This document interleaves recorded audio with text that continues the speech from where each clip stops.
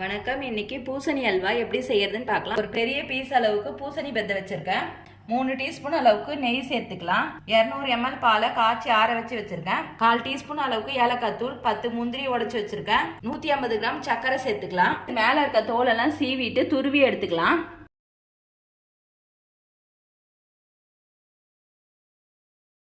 இப்போ தோலெல்லாம் சீவிட்டு நல்லா கிளீன் பண்ணியாச்சு. இதை துருவி எடுத்துக்கலாம். 1 டீஸ்பூன் அளவுக்கு நெய் சேர்த்துக்கிறேன். இந்த அளவுக்கு வறுபட்ட பிறகு ஒரு பவுலுக்கு மாத்திக்கிறேன். இன்னும் 1 டீஸ்பூன் அளவுக்கு நெய் சேர்த்துக்கிறேன். துருவி வச்சிருக்க பூசணிக்காயை 5 நிமிஷம் நெய்ல சேர்த்து வதக்கிக்கலாம்.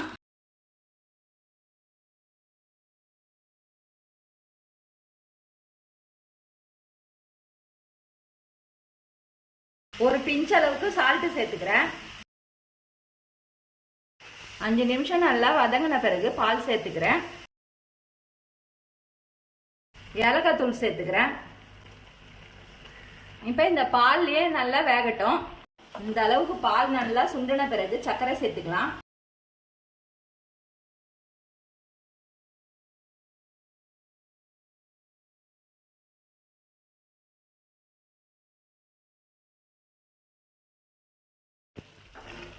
இந்த அளவு திரண்டு வரும்போது முந்திரி சேர்த்துக்கிறேன்.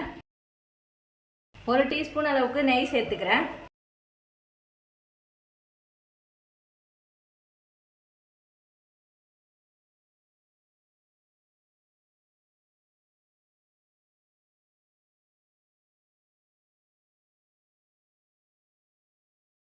இந்த அளவுக்கு திரண்டு வரும்போது கேஸ் ஆஃப் பண்ணிக்கலாம். ஹெல்தி டேஸ்டியான இந்த பூசணி அல்வாவை நீங்களும் வீட்டில் செஞ்சு பாருங்கள். செஞ்சு பார்த்துட்டு எப்படி இருந்துச்சுன்னு சொல்லுங்கள். லைக் பண்ணுங்கள், ஷேர் பண்ணுங்கள், கமெண்ட் பண்ணுங்கள், சப்ஸ்கிரைப் பண்ணுங்கள்.